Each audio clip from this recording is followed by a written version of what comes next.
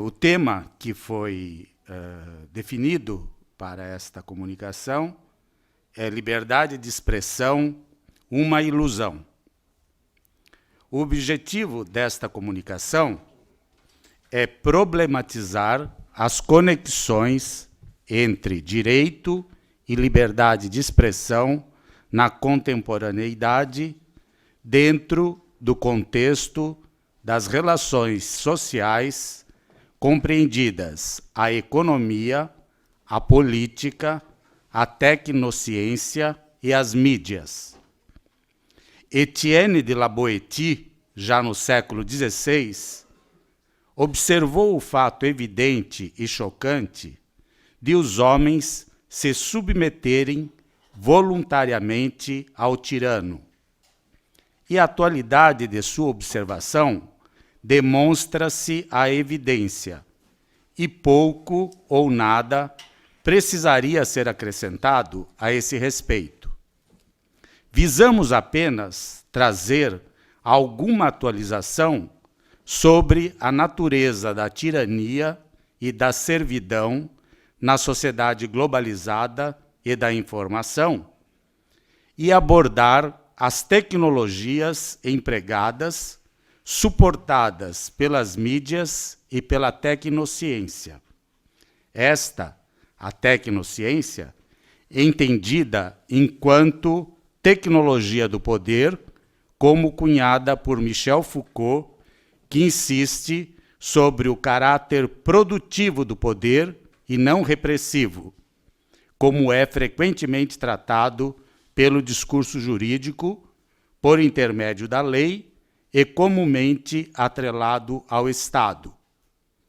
O poder nas sociedades ocidentais, para Foucault, é o disciplinar. Está presente em toda parte e é proveniente de todos os lugares. Poder que não pode ser tomado como uma entidade, que não acolhe uma definição fixadora. É antes estritamente relacional. Cada relação social guarda em si uma possível relação de poder.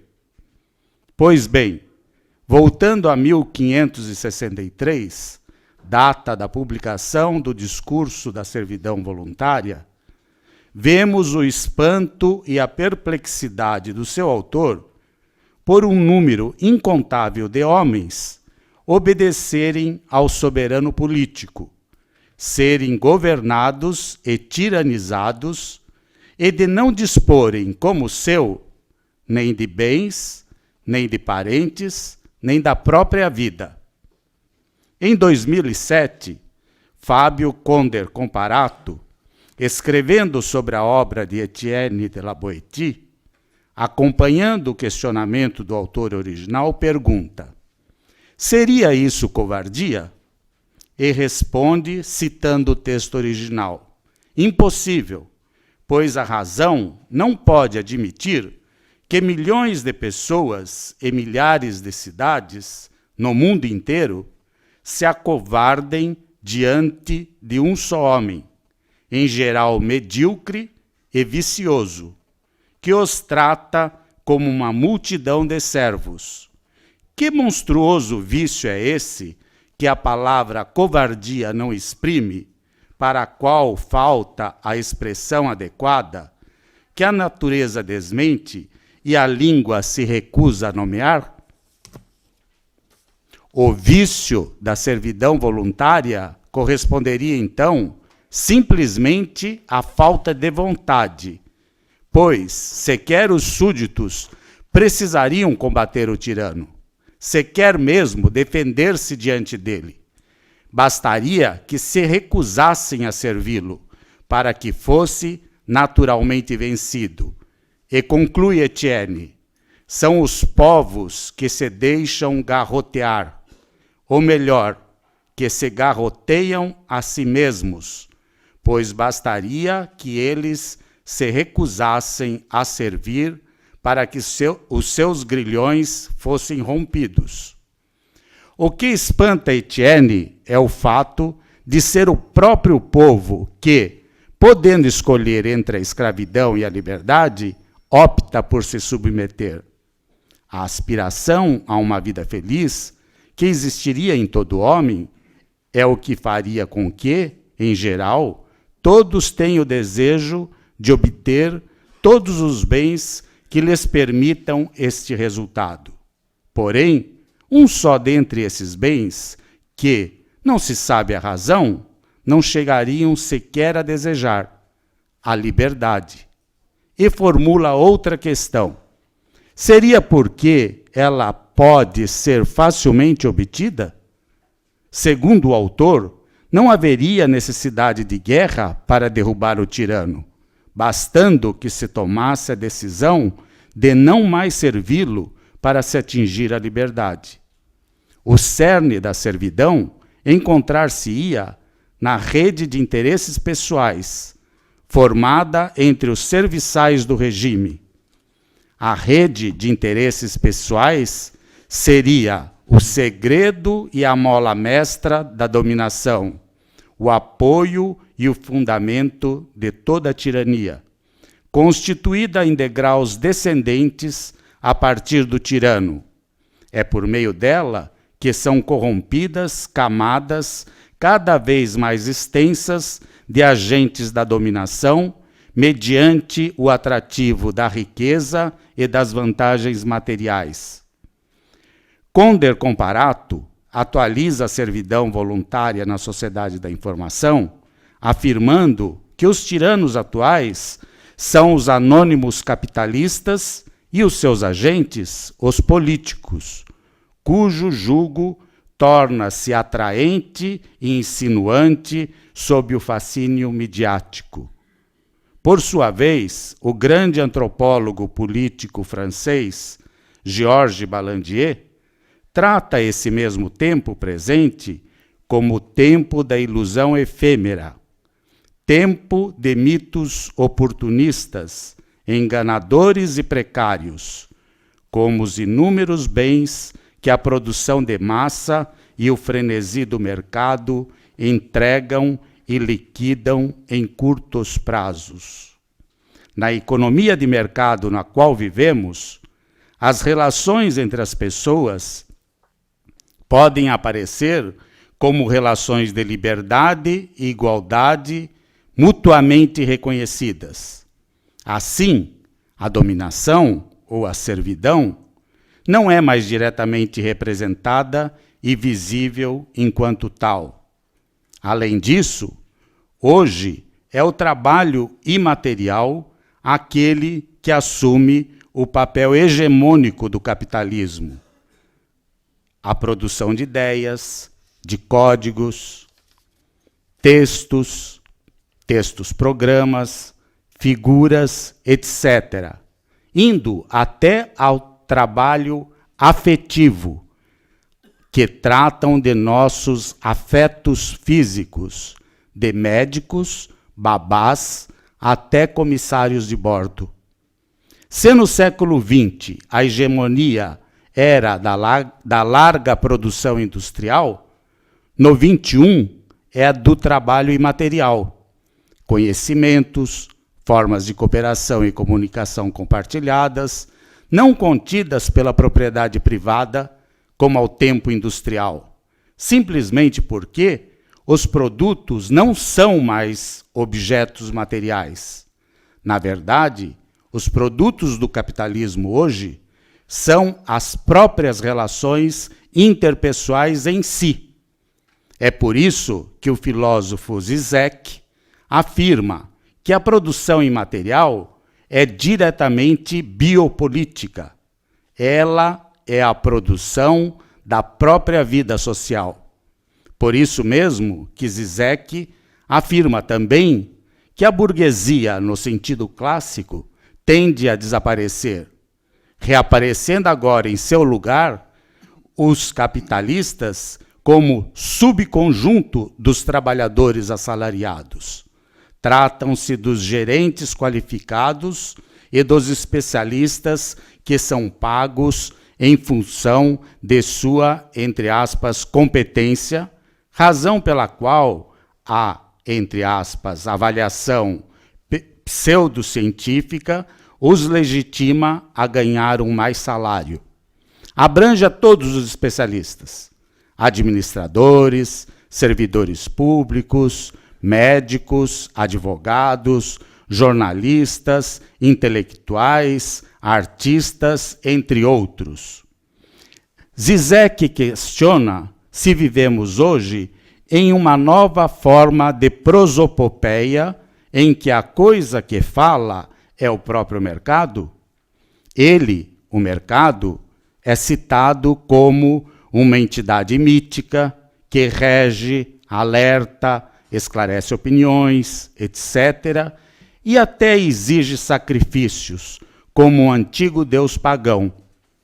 Sustenta que a característica básica da burocracia estatal seria a de se reproduzir a si mesma e de criar problemas para justificar a sua existência, no lugar de resolvê-los, constituindo-se em sua maior ameaça o grupo que resolve os problemas, com os quais ela, burocracia, deveria lidar. E isso vale para o capitalismo também, cujo maior objetivo não é o de satisfazer demandas, mas, ao contrário, criar sempre novas que possibilitem sua contínua reprodução expandida. Durkheim e os sociólogos de sua escola definiram o Estado por sua espiritualidade e seu conteúdo moral. Ele, o Estado, deveria, nessa visão, contribuir para a construção social e moral da República. Porém, hoje, já não é mais assim, em meio à confusão e à celeridade. A crença na missão civilizadora arruinou-se justamente pela independência e libertação das colônias. O avanço das técnicas e da economia, através da sucessão de crises, continua a promover os profissionais e organizadores, marginalizando os demais. A comunicação e as mídias tecem redes sempre mais apertadas, espécies de estruturas aracnoides em que se localiza o poder dos midiocratas, fazendo assim ruir as expectativas das grandes transformações por obra da vontade coletiva, sendo necessário perceber que o futuro se faz ao se reconhecer a porção de indeterminação da história, assim como que a democracia se formula de maneira contínua e desaparece quando formas pré-fabricadas lhe são impostas. Para concluir, é necessário admitir que o modelo clássico de pensamento social e jurídico, filiado à filosofia iluminista sobre o homem político, não mais se sustenta, pela simples razão de não ser possível perceber nenhuma correspondência entre o desejo e a lei. Fato esse, aliás, já percebido por Durkheim e Weber, tendo o primeiro definido a modernidade pela anomia e o segundo identificando a ruptura entre racionalidade instrumental e o mundo dos valores. Tudo indica que no presente não mais existe comunicação entre os atores, cada vez mais locais, em um sistema cada vez mais global. Assim, a ideia de sociedade, enquanto definidora de comportamentos, sejam pessoais, sejam coletivos, não se mostra mais funcional. Tampouco podem ser pensados os papéis sociais como definidos pelo status, ou por formas de autoridade, ou por normas e valores.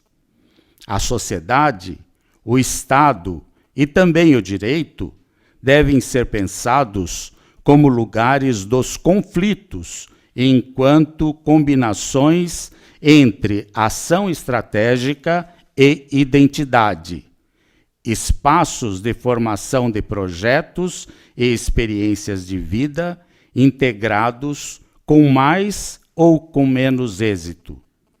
Esses conceitos, na hora atual, reclamam análises por meio das intersecções e das sobreposições, pois direito, sociedade, Estado, indivíduo, coletividade, liberdade e expressão não se tratam de entidades ou identidades sólidas, limitadas e homogêneas. Mudam e são questionados permanentemente, sobretudo agora, na medida em que progride a revolução do espaço no denominado exterior homogêneo global. Essa revolução coloca em prática a explicitação da Terra na medida em que os seus habitantes são pouco a pouco instruídos sobre o fato de que as categorias de vizinhança direta não são mais suficientes para interpretar a coexistência com os outros e com outra coisa em um espaço alargado. Essa revolução coloca em prática a catástrofe das ontologias locais e dissolve a antiga poesia da domesticidade. Na medida em que progride essa revolução, todos os países se tornam, de direito, lugares sobre uma superfície em forma de globo. Inúmeras cidades, vilarejos e paisagens transformam-se, de fato, em etapas de uma circulação desembaraçada das fronteiras, nas quais o capital moderno e alegre avança com base nos seus 5 avatares: mercadorias, dinheiro, texto, imagem e notoriedade, como sustenta o filósofo Peter Sloterdijk.